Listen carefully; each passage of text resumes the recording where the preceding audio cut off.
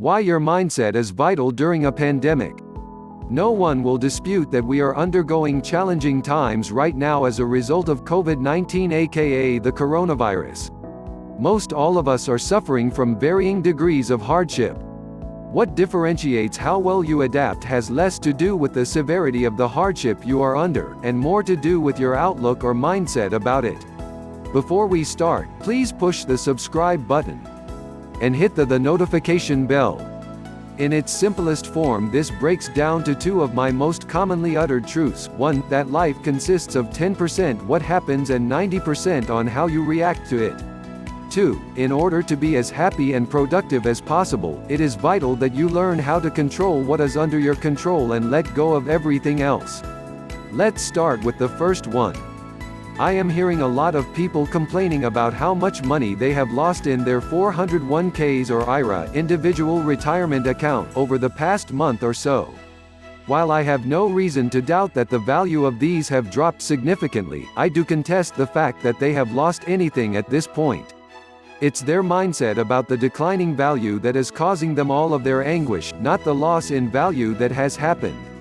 Mine have dropped significantly as well over the same time frame, and I am not bothered by this at all. The only difference is our mindsets about it.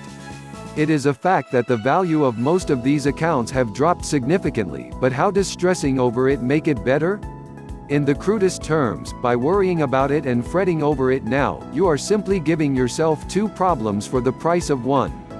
Now I'll share my mindset about the fall in value, and you can decide which mindset is healthier. When you put money into a 401k or IRA, except in certain extreme circumstances, you cannot take any money out of them without penalty until you are 59 and half a year old, and are not required to take any money out of them until you reach the age of 70 and one half. I could not have withdrawn any money, without penalty, before the market fall, and most of the people I deal with are farther away from being able to withdraw from their accounts than I am. Markets tend to be higher than they are on a given day 10 years after that day, historically speaking. So, if you are 49 and half a year old or younger, or do not need to tap those funds for 10 years anyway, there's a good probability that it will be worth more, and possibly considerably more, at that time than it was before the market started falling. Thus, all that worrying did was lower your immunity during a time when you want it as strong as possible, and make you feel bad and/or fearful. Another example would be people who have lost their job and are worrying about how they are going to pay their bills, etc. Although these concerns are much more immediate, the way you view them will still have the biggest effect on your mood and ability to adapt. I know of no instance where a negative outlook, filled with bemoaning or worrying about your predicament, led to better circumstances for them.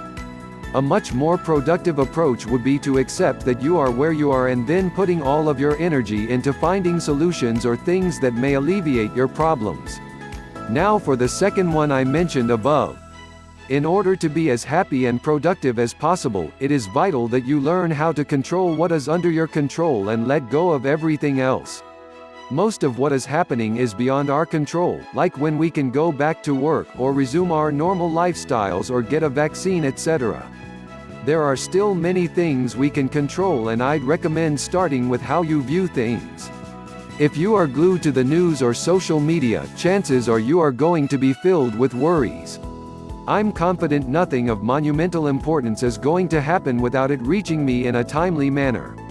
I fail to see how staying on top of the news is going to make me any safer, happier, or more productive. As a result, I limit my viewing to a couple of cursory check-ins a day and go about making the best of the things I do still have available. If you have too much time on your hands and are feeling bored, add more structure to your day. Take up a new hobby, learn something new, or do something you have been putting off until you had more time. The possibilities are endless, and taking advantage of them will make you feel a lot better than feeding your fears on social media and obsessing over the news. As Benjamin Disraeli said, circumstances are beyond human control, but our conduct is in our own power. You can follow Sam on Twitter at SuperDAO Inc. Sam Obitz is a leader in the use and development of mental skills that help you achieve peak performance. Visit the Mindside blog at http://supertau.com/category/the-mind-side-blog/.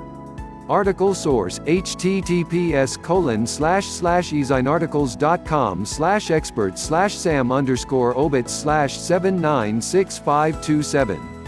Article source http://ezinarticles.com/102760099.